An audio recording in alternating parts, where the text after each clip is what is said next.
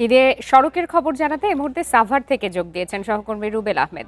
রুবেল আহমেদ, আমরা দিনের বেলায় যেটি দেখেছি যে প্রতিবেদনেও জানালাম যে আহ, ভিড় কম ছিল যাত্রীদের, ঘরমুখো মানুষের। এই মুহূর্তে পরিস্থিতি কেমন দেখছেন ইফতারের পর?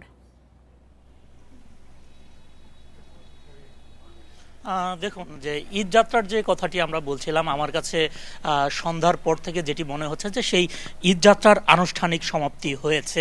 আপনি হয়তোবা ক্যামেরার মাধ্যমে দেখতে পাচ্ছেন যে আমরা এই সড়কটিতে দুপুরেও কিন্তু যানজটের চিত্র দেখিয়েছি, তবে হয়তোবা আপনি এখন ক্যামেরার মাধ্যমে দেখতে পাচ্ছেন যে এই সড়কটি অনেকটাই এখন। আমি কি কিছু ধরেছি নাকি? আপুটা আপনাকে চেক আউট করছে, জাস্ট কুল থাকুন।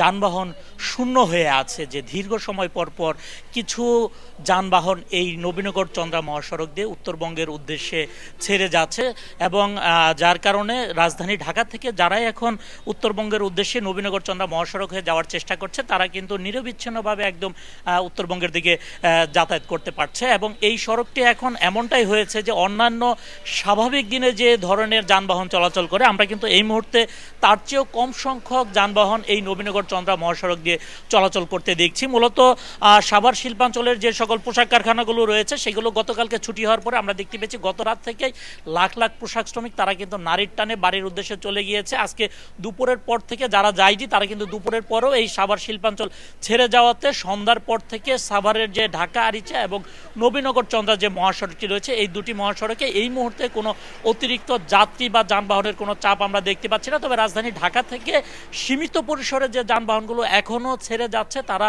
এই সাভারে চলাচল করছে। জি, রুবেল আহমেদ, আপনাকে ধন্যবাদ।